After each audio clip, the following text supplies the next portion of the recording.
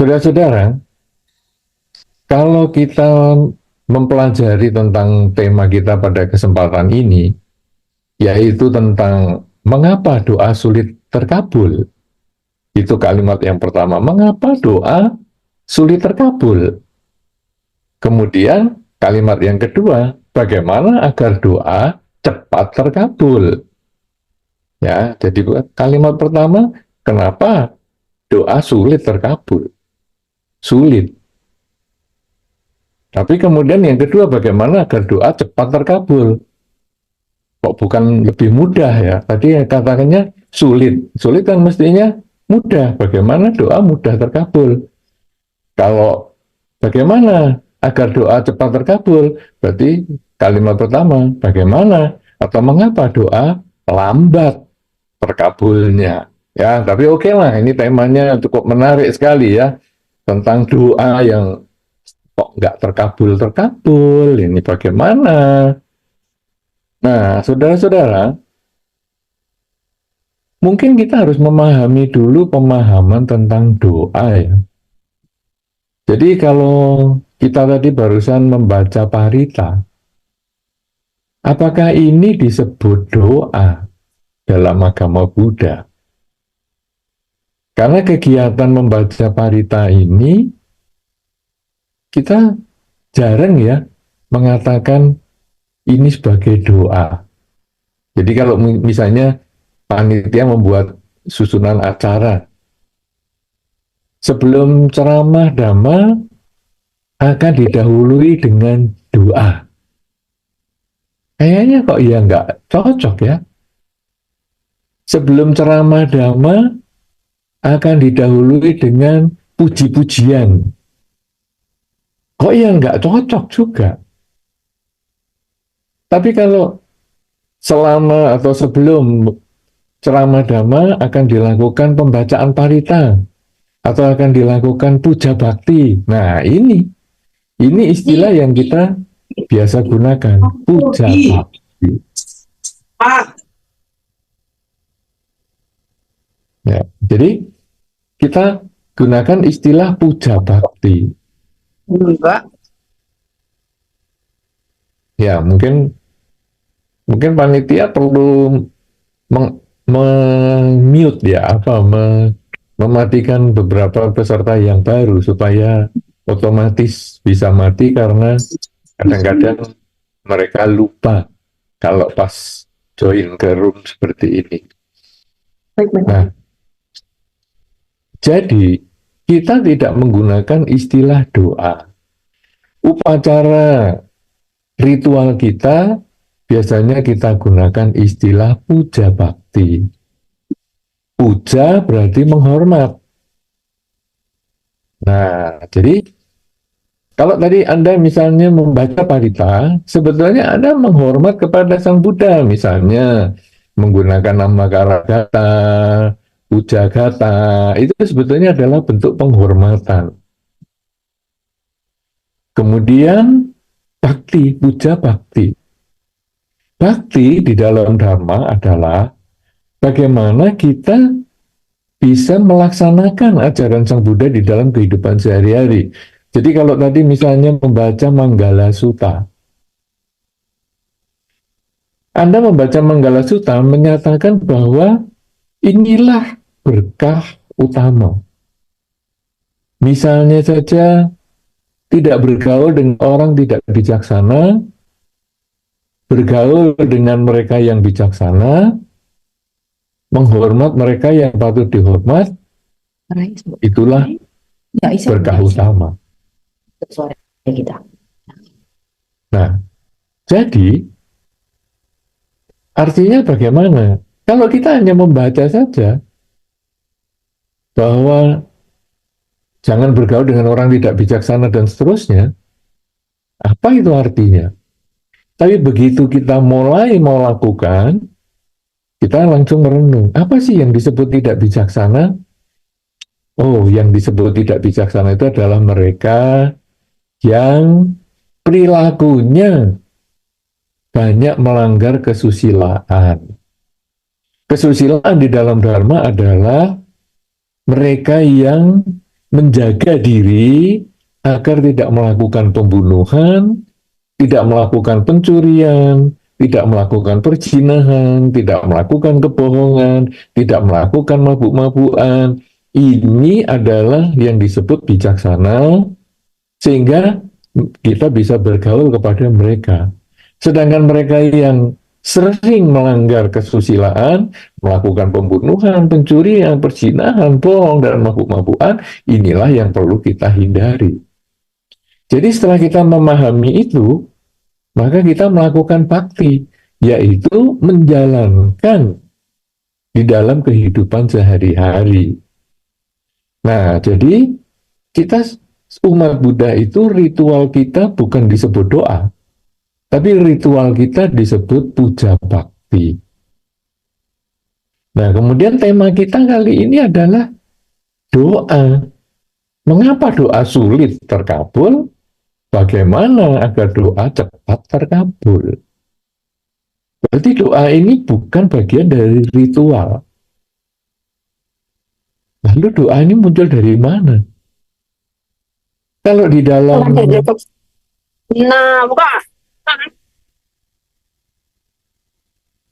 kalau di dalam pengertian kamus besar bahasa Indonesia, doa itu lebih diartikan sebagai permohonan, harapan, ujian, ya, permintaan. Jadi, kalau kita tadi membaca parita, ini tidak ada yang disebut permintaan atau permohonan, tetapi pengulangan khotbah Sang Buddha. Kemudian kita memahami pengulangan itu, apa sih dulu Sang Buddha yang khotbahkan? Kemudian kita jalankan di dalam kehidupan sehari-hari. Nah, itulah ritual puja bakti. Tapi kalau doa itu berarti sekarang bukan bagian dari tradisi Buddhis. Doa ini menjadi bagian dari tradisi yang berkembang di masyarakat, di sekitar umat Buddha. Kemudian umat Buddha melihat, loh lingkungannya kok semacam itu, aku ya mau. Nah, jadinya umat Buddha lalu berdoa, ada permintaan, ada permohonan. Nah, sekarang problemnya adalah umat Buddha meminta kepada siapa? Dalam tanda petik, siapa? Nggak usah.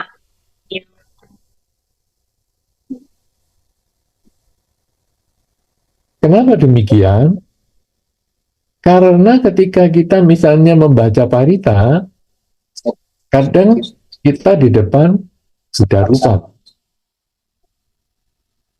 Lalu kita setelah membaca parita, kita mengucapkan doa atau permohonan tadi. Misalnya kalau anak-anak UBM ini, OBM Organisasi Buddhis Manggala ini mungkin kebanyakan pelajar mahasiswa ya, karena dulu beberapa lulusan OBM ini juga yang sudah lulus kemudian kembali ke Indonesia, ya artinya kebanyakan OBM ini adalah mahasiswa. Mungkin berdoa supaya ujian lulus. Tapi sudah berdoa sampai berbusa-busa, sudah berdoa sampai menghabiskan dupa begitu banyak, kok ujiannya tidak lulus. Wah, ini doa sulit terkabul ini. Nah, sekarang problem yang tadi saya sampaikan adalah kita doa kepada siapa? Mau minta lulus ini kepada siapa? Karena kita berada di depan Buddha Rupang, lalu kita menyebut seperti yang ada di dalam lingkungan kita ataupun yang berkembang dalam tradisi di masyarakat di sekitar kita, kita menyebut yang ada di depan kita. yaitu O Sang Buddha,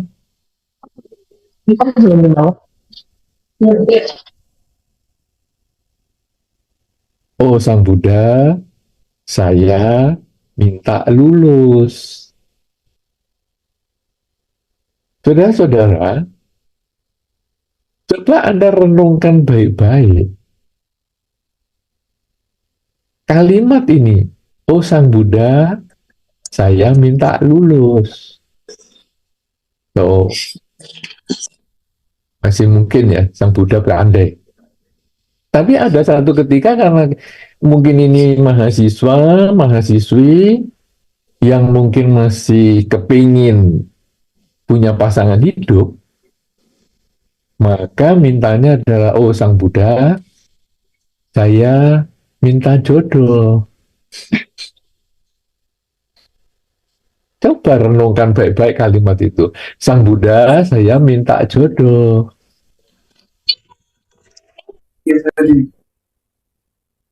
Kalau kita renungkan, Sang Buddha ini siapa? Sang Buddha ini dulu adalah Pangeran Siddhartha. Setelah berumah tangga, kemudian menjadi pertapa, meninggalkan keluarga. Jadi keluarga ditinggal. Sekarang kita umat Buddha meminta, berdoa tadi, oh Sang Buddha, saya minta jodoh. Seandainya Sang Buddha bisa menjawab,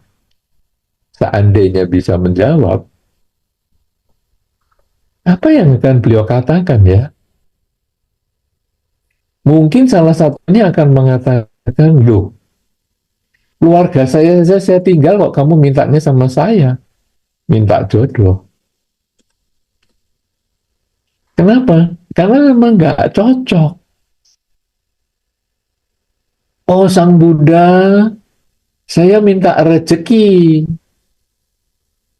Kalau seandainya Sang Buddha bisa menjawab, loh, dulu saya itu punya kekayaan 3 istana loh.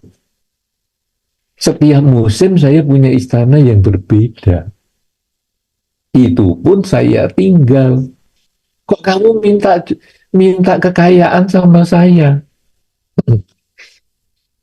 Ini kan jadi aneh.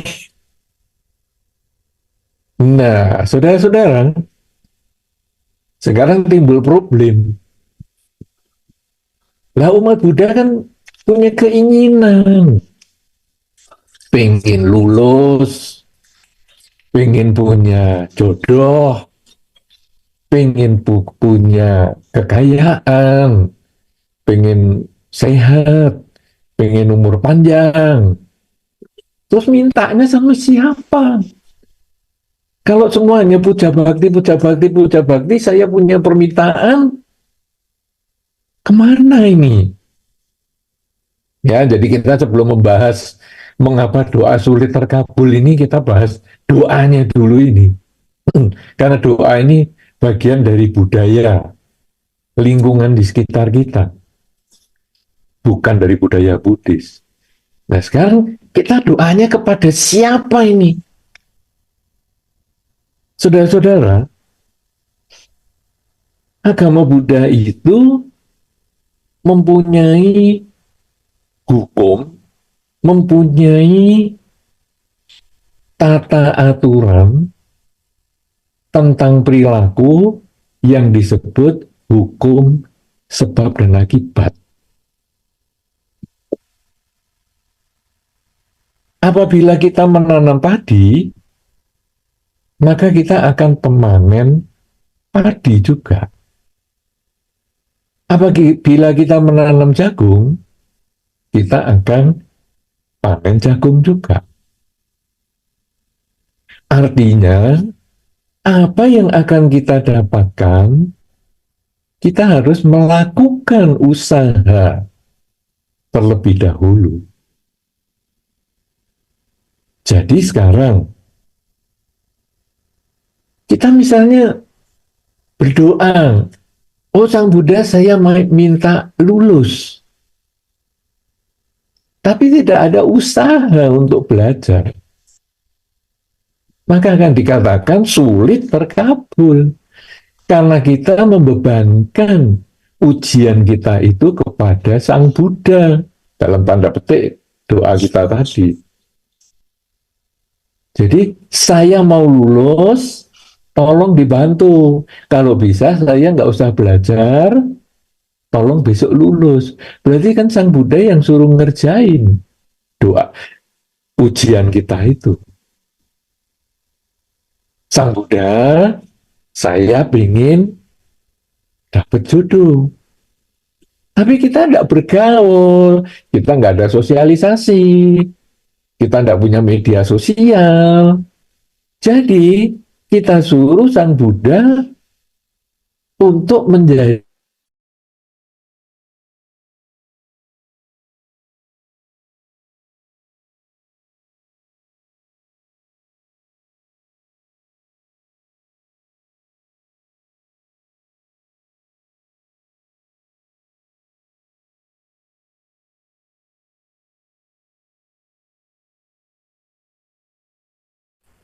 datanglah jodoh. Ini kan tidak mungkin. Saya nggak tanam apa-apa, tapi saya dapat apa? Nggak mungkin. Ini kan bukan hukum alamnya. Sang Buddha, saya pengen kaya, tapi nggak ada usaha. Nah, kita kan menyuruh nyarikan duit untuk kita. Ini kan aneh. Nah, kita harus menyuruh-nyuruh Sang Buddha itu. Nah, oleh karena itu, berarti sekarang dalam hukum sebab dan akibat itu, kita waktu berdoa adalah merenungkan kebajikan apa yang sudah saya lakukan, sehingga saya layak mendapatkan kebahagiaan sebagaimana yang saya inginkan. Misalnya saya ingin lulus. Kebajikan apa yang sudah saya lakukan sehingga saya layak untuk mendapat kelulusan? Ya, nomor satu harus banyak belajar. Kalau tidak belajar bagaimana bisa lulus? Saya ingin punya pasangan hidup. Usaha apa yang sudah saya lakukan supaya saya punya pasangan hidup? Ya harus punya media sosial, banyak pergaulan, sosialisasi, mudah diajak berbicara, diajak bergaul. Itu adalah usaha kita untuk mendapatkan pasangan hidup. Saya ingin kaya, silahkan. Umat Buddha boleh kaya. Nah, tetapi usaha apa yang kita harus lakukan supaya kita menjadi kaya? Ya kita harus berjuang. Bekerja dengan keras, dengan giat. Kita tidak menyuruh Sang Buddha untuk nyarikan duit kita. Kita yang bekerja untuk menghasilkan uang sebagaimana yang kita harapkan. Loh, kalau gitu doanya nggak bermanfaat. Loh, doa tetap bermanfaat. Tetapi manfaat doa itu adalah mematangkan karma baik yang kita miliki. Saudara-saudara, di dalam pengertian Buddhis, lingkungan kita ini walaupun kita tidak nampak, tetapi ada beberapa makhluk, katakanlah makhluk dari alam yang lebih tinggi, bisa terjadi yang kita sebut dengan makhluk alam dewa misalnya, itu ada yang bisa mengkondisikan kita untuk mencapai hasil sebagaimana yang kita harapkan. Nah, jadi misalnya saja di lingkungan kita ini, kita waktu membacakan harapan kita ya, saya ingin lulus dan sebagainya. Kemudian ada keluarga kita yang sudah meninggal kemudian menjadi guardian angel atau sebagai pelindung kita. Karena kemelekatan dengan kita, misalnya mungkin orang tua kita, kakek nenek kita, karena sayang dengan kita. Kalau di dalam drama kan ketika seseorang meninggal karena kemelekatan dengan sesuatu, misalnya dengan anaknya, dengan cucunya, dengan rumahnya, dengan segala macam, itu bisa terlahir di sekitar yang dia dekati atau yang dia lekati itu. Nah, ketika dia melekat dengan anak atau cucunya, maka dia terlahir di sekitar anak dan cucunya.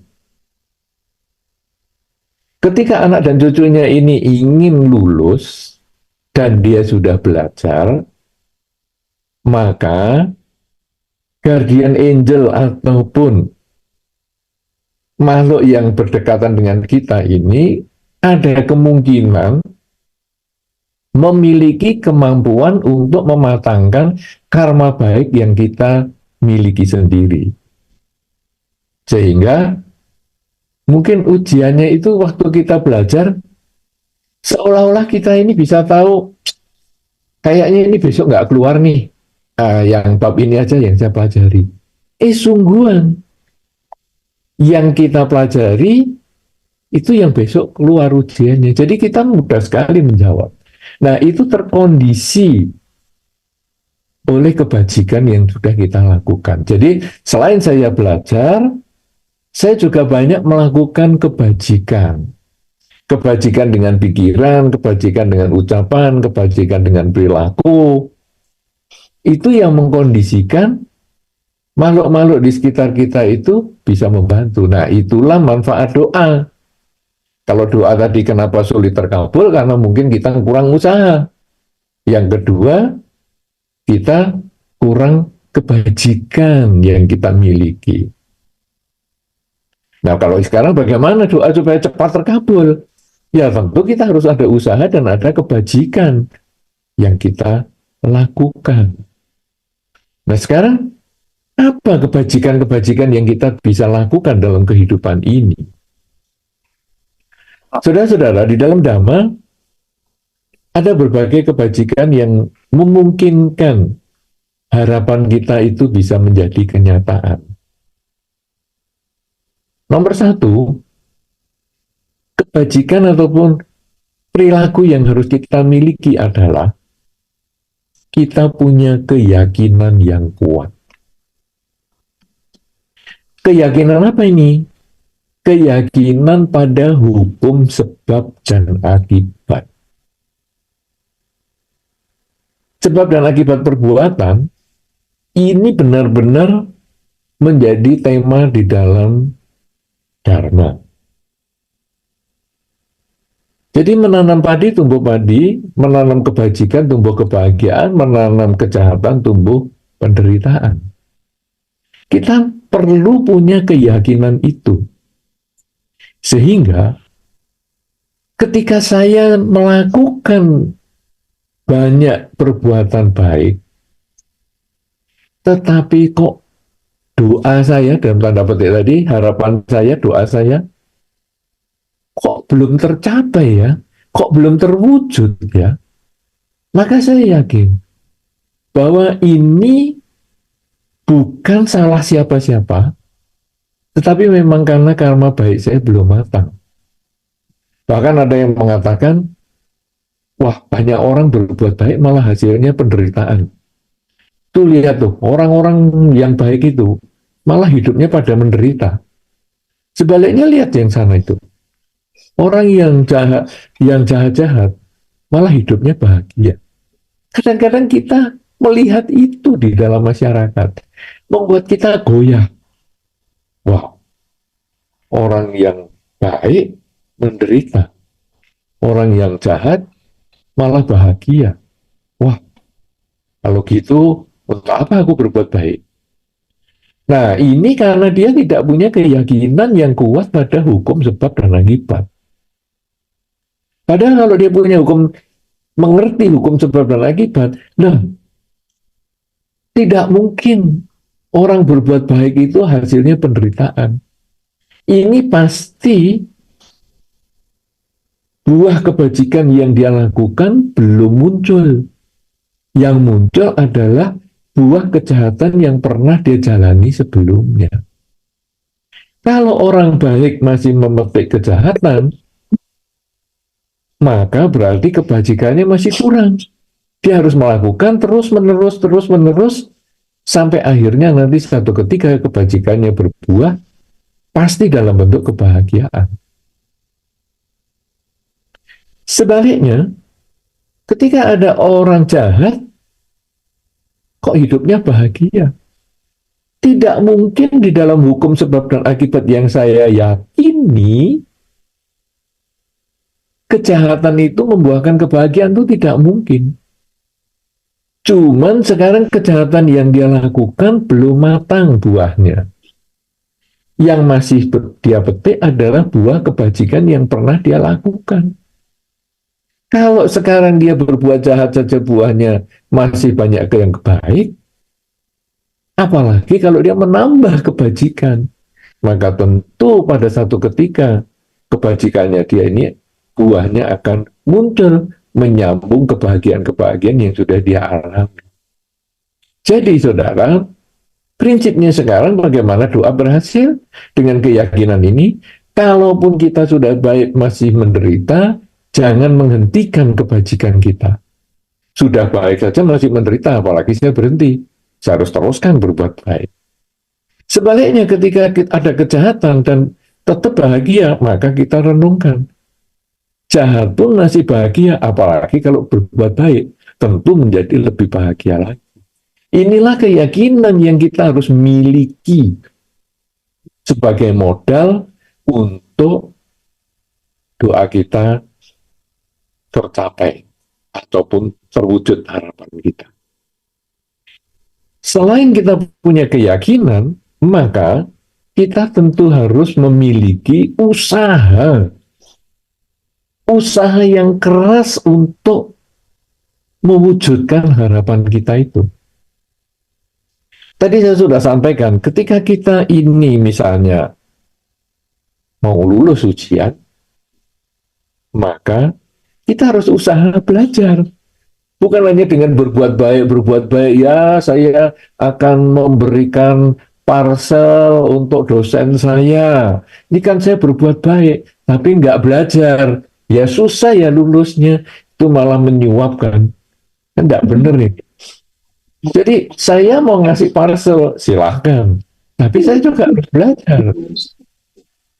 Kemudian saya ingin dapat pasangan hidup, ya usaha tadi.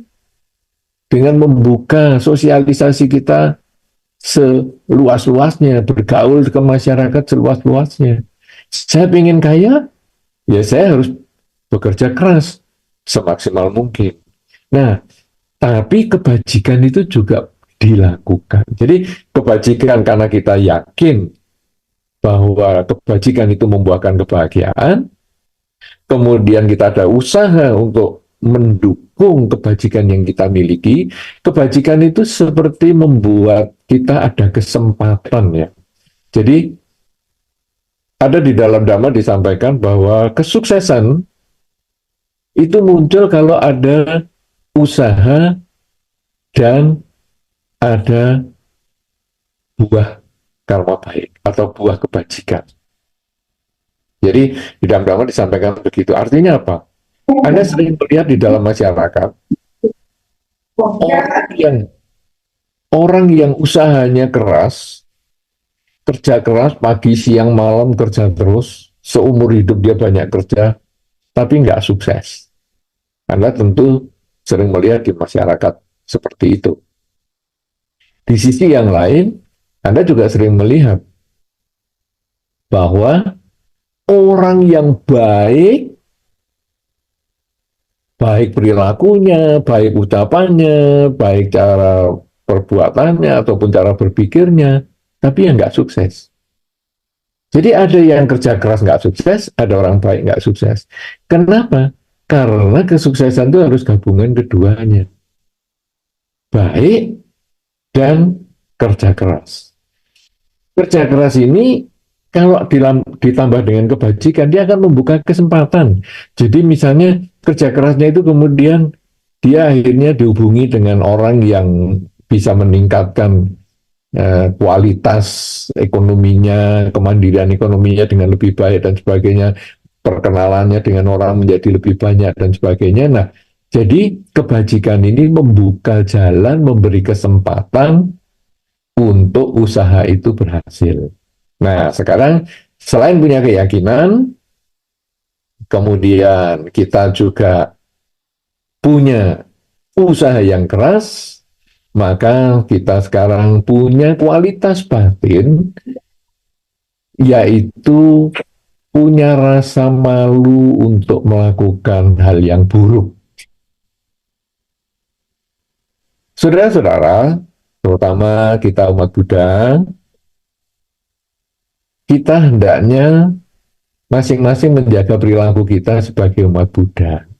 Karena umat Buddha ini adalah sebetulnya tidak terlalu banyak di dalam masyarakat. Kadang-kadang ada loh dalam satu keluarga yang umat Buddha cuma kita sendiri satu, itu juga ada. Keluarga kita yang lain, orang tua kita, kakak, adik mungkin bukan Buddhis, ya ada. Ada yang keluarga kita, kakak, adik, orang tua kita Buddhis, tetapi dalam masyarakat yang bukan Buddhis. Sehingga di RT kita atau kecamatan kita cuma satu, keluarga kita yang Buddhis. Itu ya ada.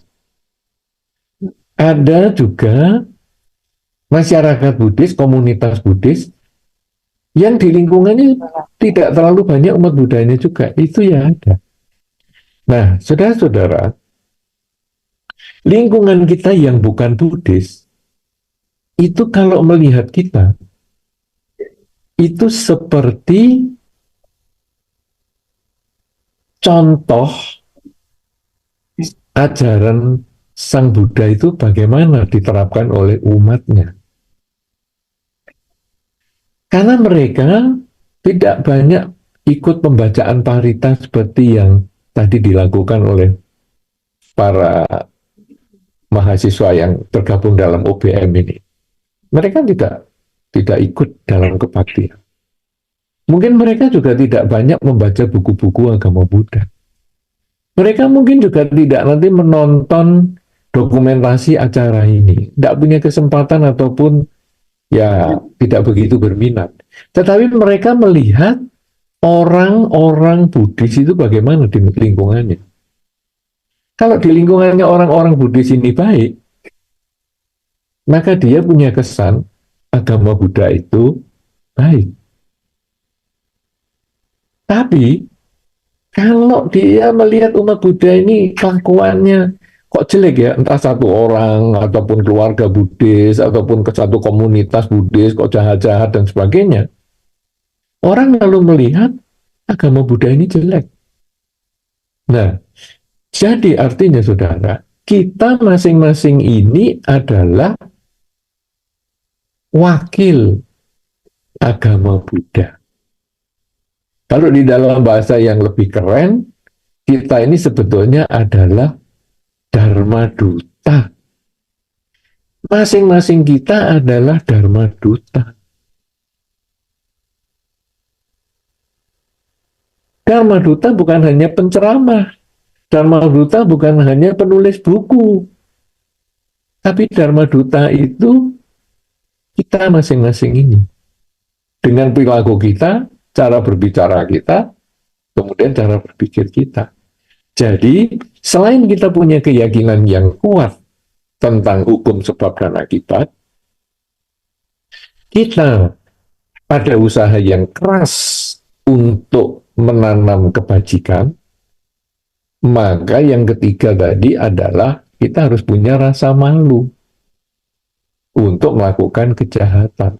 Hal yang tidak baik dengan perilaku, tidak baik dengan ucapan, tidak baik dengan cara berpikir, karena kalau saya melakukan hal yang tidak baik tersebut, bukan hanya saya yang terkena pengaruhnya, tetapi agama Buddha juga terpengaruh.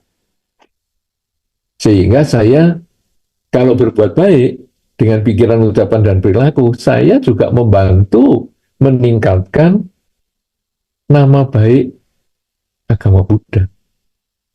Tetapi kalau saya kurang bisa menjaga perilaku saya, maka saya juga mengurangi nama baik agama Buddha. Oleh karena itu, saudara-saudara, itu menjadi satu tanggung jawab bagi kita bersama untuk menjaga nama baik agama Buddha, yaitu dengan malu berbuat hal yang tidak baik. Jadi kalau kita mau melakukan kebajikan, lakukanlah semaksimal mungkin karena Anda membawa nama besar agama Buddha. Tapi kalau mau berbuat kejahatan, ingat baik-baik, tahan, jangan lakukan, karena kita juga membawa nama besar agama Buddha.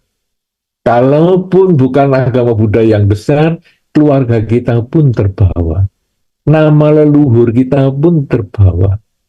Karena kalau kita berbuat baik, biasanya keluarga ataupun lingkungan akan mengatakan, anaknya siapa tuh ya kok baik banget ya? Nah, jadi keluarga kita terkena itu. Anaknya siapa nih? Kelakuannya baik, cara berbicaranya baik, cara berpikirnya baik, anaknya siapa ini? Tapi kalau kelakuan kita buruk, yang kena juga keluarga. Anaknya siapa sih? Jelek sekali orang itu. Wah, kasihan ya. Papa mamanya sebaik itu kok anaknya begini. Itu kalau papa mamanya baik. Tapi kalau papa mamanya tidak baik, ya pantas lah anaknya memang seperti itu. Lah, memang papa mamanya juga begitu. Lah, itu memang kejahatan warisan keluarga itu seperti itu. Akhirnya kita akan menjelekkan keluarga kita juga dengan perilaku kita ini. Nah, oleh karena itu, punyailah rasa malu. Karena Anda berbuat sesuatu, Anda tidak terlepas dari lingkungan Anda. Anda berbuat sesuatu yang baik maupun buruk, selalu digabungkan dengan komunitas. Ini komunitas Buddhis kok kayak gitu kelakuannya. Wah, kalau komunitas Buddhis memang pantas ini kelakuannya gitu. Kita ada komunitasnya, ada keluarga juga begitu. Wah, keluarganya siapa ini? Kelakuannya gitu. Mantap nih keluarga yang baik. Kita terbawa seperti itu. Oh, ini bangsa Indonesia ya, kelakuannya wah bagus banget nih. Wah, ini memang mencerminkan bangsa yang baik. Nah, ini sebetulnya kita yang harus punya tanggung jawab, punya rasa malu. Malu melakukan hal yang buruk, kita didorong untuk melakukan yang baik.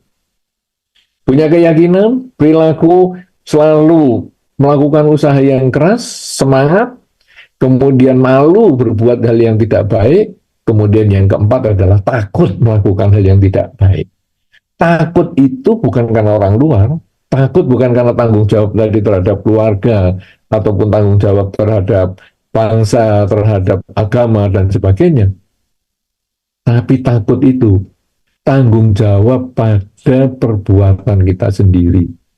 Karena di dalam Dhamma tadi kita sudah sampaikan, siapa yang menanam, dia pasti akan memanen.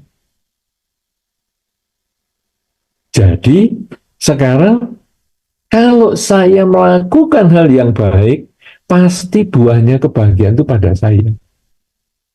Kalau saya melakukan kejahatan, buahnya juga pasti kembali ke saya. Saya memaki orang,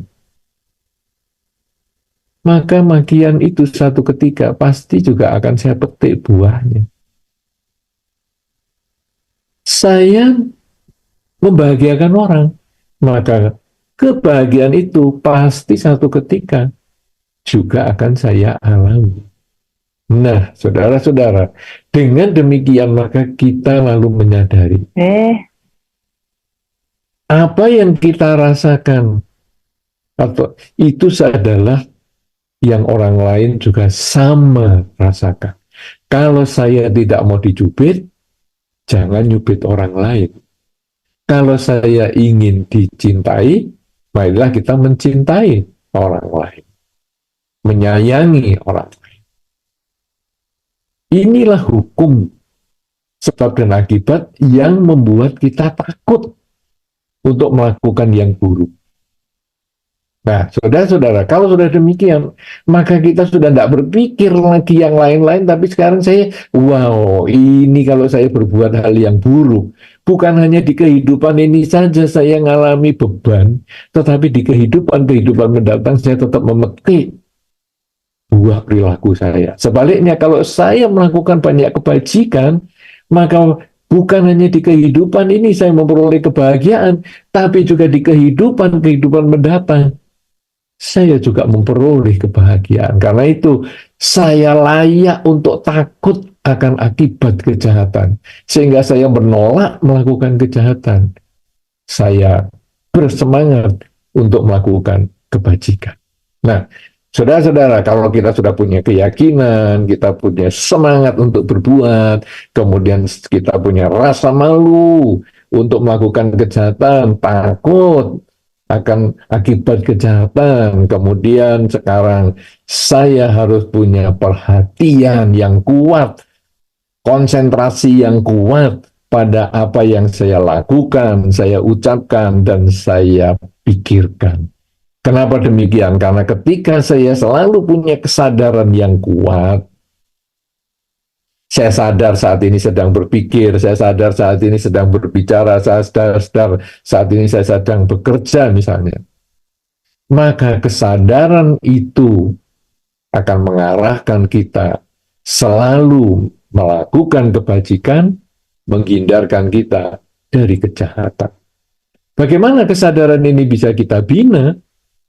Ketika kita sering mengulang di dalam batin, saat ini saya sedang apa? Saat ini saya sedang apa? Ini saya sedang berpikir. Wah, pikiran saya kok jelek. Oke, abaikan. Saya kembalikan untuk berpikir yang baik. Misalnya mengucap, semoga semua makhluk bahagia di dalam pikiran. Ucapan saya, kok ngomongin yang jelek ya? Saya kok mau menyakiti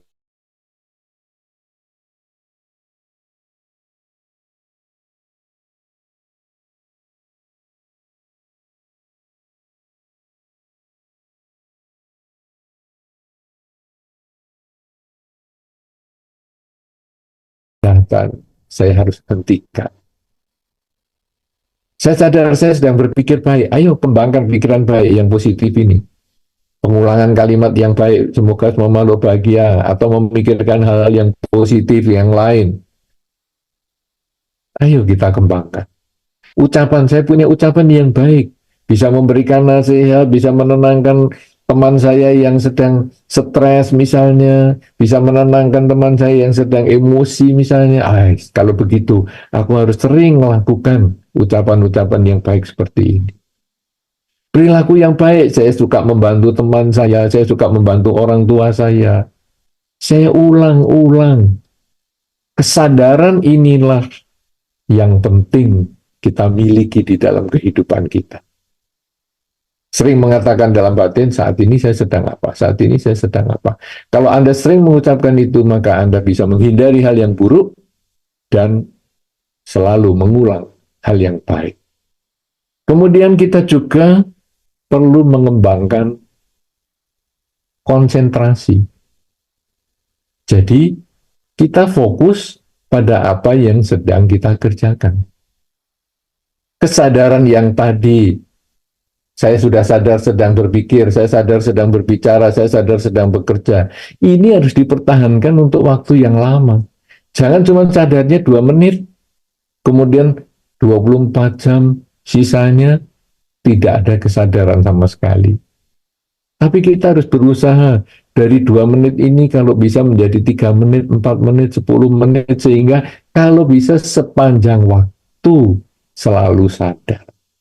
Nah, jadi kita terus kembangkan kesadaran ini dengan kekuatan konsentrasi kita, supaya kesadaran kita ini menjadi lebih maksimal. Kalau kita sudah memiliki keyakinan yang kuat, kalau kita sudah punya semangat untuk berjuang dengan melakukan kebajikan dengan lebih maksimal, punya rasa malu, punya rasa takut untuk melakukan kejahatan, kemudian kita punya kesadaran, punya perhatian, maka kemudian muncullah kebijaksanaan. Kebijaksanaan adalah mengetahui hal yang baik untuk dikembangkan, mengetahui hal yang buruk untuk dihindari. Kalau itu berjalan terus sepanjang waktu di dalam kehidupan kita sehari-hari, maka kebajikan yang kita kumpulkan lewat pikiran, ucapan, dan perilaku itu akan membuahkan kebahagiaan sebagaimana yang kita harapkan. Dengan demikian, maka dikatakan doa kita terkabul. Dari mana doa kita bisa tercapai, doa kita bisa terkabul? Dari buah perilaku kita sendiri.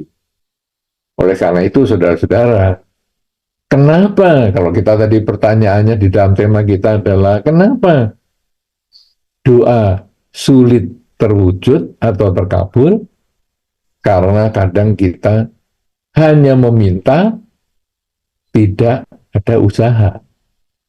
Ingin panen, tidak ada tanaman. Nah, bagaimana supaya doa menjadi lebih mudah tercapai atau terwujud? Adalah dengan melakukan tanaman kebajikan semaksimal mungkin, sebagaimana yang tadi saya sampaikan, sehingga hasilnya nanti apa yang kita inginkan akan menjadi terwujud, menjadi kenyataan. Inilah yang menjadi awal diskusi kita dalam kesempatan ini. Dalam tema kita adalah mengapa doa sulit terkabul dan bagaimana agar doa cepat terkabul. Mudah-mudahan ini bisa memancing diskusi yang menarik untuk pendalaman, agar kita juga memahami bahwa doa bukan bagian dari budaya Buddhis, tapi kita lebih cocok dengan puja bakti. Memuja, menghormat, tapi sekaligus juga berbakti, mewujudkan penghormatan kita dalam perilaku kebajikan di kehidupan sehari-hari, karena kita masing-masing adalah bertanggung jawab sebagai Dharma Duta yang membantu melestarikan Dhamma di kehidupan sehari-hari. Terima kasih, dan saya kembalikan kepada pembawa acara kita. Terima kasih, semoga bermanfaat.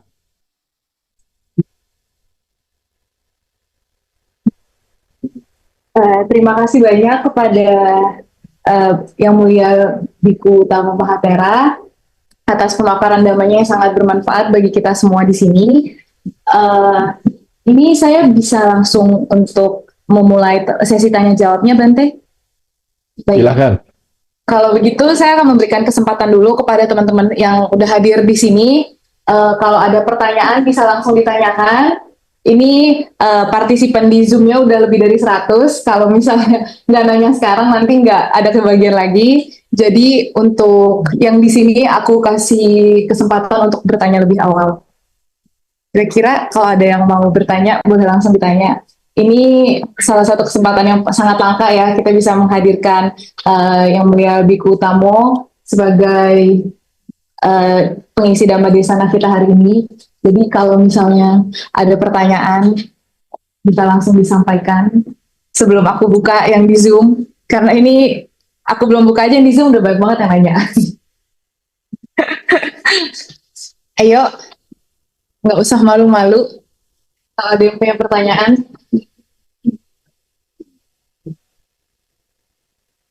Ya, harusnya banyak pertanyaan ya, karena dari dulu pengurus OBM ini sudah mengundang saya datang. Kalau saya datang ternyata nggak ada pertanyaan, kan saya jadi melongo sendiri nanti di situ. Ayo. Dari zaman Suhu Senping, zaman teman-teman banyak tuh dulu pada ngundang. Sampai saudara Wedi pun dulu mendiang itu juga ngundang juga. Itu saya kira itu alumnus dari OBM juga semua itu. Betul, Bante. Waktu itu pelantikan pengurus kami juga dihadiri oleh Suhu Senping, ya secara online juga. Jadi waktu itu kami mengundang. Ya. Kan beliau yang mendirikan itu OBM ini. Iya, betul. Kalau gitu, karena mungkin di sini masih pada malu-malu, sebenarnya saya ada satu pertanyaan, Bante. misalnya nih, kan kalau misalnya di agama lain atau misalnya bahkan kalau misalnya ilmu-ilmu hitam lain gitu kan ada tuh kayak misalnya kita berdoa atau misalnya kita mengharapkan orang lain untuk celaka gitu. Nah kalau misalnya di agama Buddha ini kan tentunya kita nggak boleh dong doain orang lain untuk terjadi hal-hal buruk kepada orang-orang tersebut gitu kan. Tapi kalau misalnya di agama Buddha sendiri, kira-kira untuk melihat hal-hal seperti ini, misalnya orang yang nyumpahin orang lain atau misalnya orang yang berdoa, maksudnya kan ada juga nih misalnya orang yang diperlakukan secara tidak adil, dia untuk balas dendamnya, jadi dia misalnya berdoa setiap hari, misalnya dia berdoa setiap hari ke wihara, dia berdoa supaya orang ini, orang tertentu yang memperlakukan dia tidak adil, misalnya cepat meninggal atau misalnya terjadi kecelakaan gitu. Nah, kalau dari pandangan agama Buddha ini seperti apa, Bante? Apakah doa-doa seperti ini akan terkabul juga gitu? Iya. Nah, tadi kan doa itu saya sudah sampaikan sebetulnya adalah mematangkan buah karma yang dimiliki. Jadi kalau tadi kita doanya yang positif ya, misalnya ingin lulus, kemudian ingin punya pacar, ingin sukses, itu kan sebetulnya kita butuh timbunan kebajikan. Makanya yang tadi saya sampaikan adalah cara-cara menambah kebajikan supaya kalau kita doa, yaitu merumuskan harapan kita itu, kita bisa terwujud. Nah, sekarang dari sisi yang negatif, kalau kita mengharapkan orang lain menderita, itu berarti kita juga mengkondisikan dia matang karma buruknya. Kalau karma buruknya dia belum matang, maka juga nggak akan berhasil. Katakanlah kalau kita sekarang dalam bahasa yang sederhana ada dukun ya. Dukun yang ingin mengguna-gunain seseorang. Katakanlah ini dukun paling ngetop lah. Nggak mungkin meleset guna-gunanya. Itu bisa saja satu ketika kok nggak kena. Biasanya kena nih kalau mau saya bikin sakit bisa sakit. Mau sakit berapa di program, sakitnya 3 hari bisa, sakitnya 5 hari bisa, seminggu bisa. Biasanya selalu bisa. Kenapa sih ini kalau saya guna-guna kok nggak bisa? Nah, apa sebab? Karena yang lain itu ketika diguna-guna supaya sakit 3 sampai 5 hari atau seminggu itu, karena karma buruknya mendukung. Jadi orang yang diguna-guna itu sudah punya timbunan karma buruk yang dipercepat matangnya sesuai dengan pengharapannya. Nah, sebaliknya yang tadi kok meleset nih kenapa? Karena karma buruknya belum mencukupi. Masih banyak karma baiknya. Sehingga guna-gunanya dikatakan, kalau dalam bahasa tema kita, tidak terkabul. Doa negatifnya tidak terkabul. Kenapa? Karena karma buruknya tidak mencukupi. Nah, sekarang, tadi Anda bertanya, saya umat Buddha, saya mendoakan orang supaya dia menderita. Bagaimana ini? Ketika saya berpikir untuk membuat dia menderita, saya sudah bikin karma buruk sebetulnya. Jadi sebelum saya mendoakan dia buruk, saya sudah karma buruk dulu di pikiran. Kemudian tadi dikatakan, wah tiap hari baca parita untuk biar si A sakit misalnya. Berarti dia mengulang-ulang karma buruknya ini sepanjang hari. Kalau si A itu tidak sakit karena karma baiknya banyak, si A-nya tidak sakit, kitanya sudah berbuat karma buruk terus. Jadi yang satu ketika kita akan memetik buah karma buruk kita sendiri tadi. Si A belum sakit, kita sakit sendiri. Makanya ada yang mengatakan doa yang jelek kalau kepada orang baik balik. Anda kan pernah dengar juga tuh istilah semacam itu kan? Nah, kenapa? Karena yang mendoakan jelek itu dia sudah berpikir jelek dulu, berbicara jelek, berperilaku jelek. Apalagi dia ngomongkan sama orang lain, itu loh aku doain itu biar dia mati umurnya pendek dan lain-lain. Itu sudah berpikir jelek terus. Nah, kalau seandainya si A itu memang punya timbunan karma baik, wah dikatakan doanya dia terkabul. Tapi artinya apa? Dia sudah berpikir jelek, dia melakukan berbuat perbuatan buruk terus, akhirnya si A sakit dan dia bahagia. Bahagia di atas penderitaan makhluk lain. Dia berbuat buruk lagi. Akhirnya dengan mendoakan orang berbuat buruk itu atau mendoakan orang jelek itu, dia berbuat buruk, dan berbuat buruk. Tapi sekarang ada teman Anda yang sakit, si A sakit. Kemudian Anda mendoakan supaya si A sembuh. Anda bisa bayangkan itu. Ketika Anda melihat teman Anda sakit, Anda, aduh kasihan ya. Ah, ayo kita bikin kumpul-kumpul, bacakan doa untuk bersama supaya dia sembuh. Nah, Anda sudah mendukung pikiran yang positif. Kemudian Anda mengajak teman-teman Anda untuk membaca doa bersama-sama. Berarti Anda mengkondisikan teman-teman berbuat baik. Anda sudah berbuat baik lagi. Kemudian si A itu sembuh-sungguhan teman Anda karena timbunan karma baiknya sudah mencukupi. Dan Anda berbahagia, teman-teman Anda juga berbahagia. Itu yang kita si A yang kita doakan itu akhirnya sembuh. Anda berbuat baik lagi. Nah, jadi kalau sudah berpikir begitu, kita pun timbul kebijaksanaan kan? Enaknya mau milih apa? Mau memilih saya mengharapkan si A sakit atau saya mengharapkan si A sembuh? Nah, tapi saya nggak benci sekali sama si A.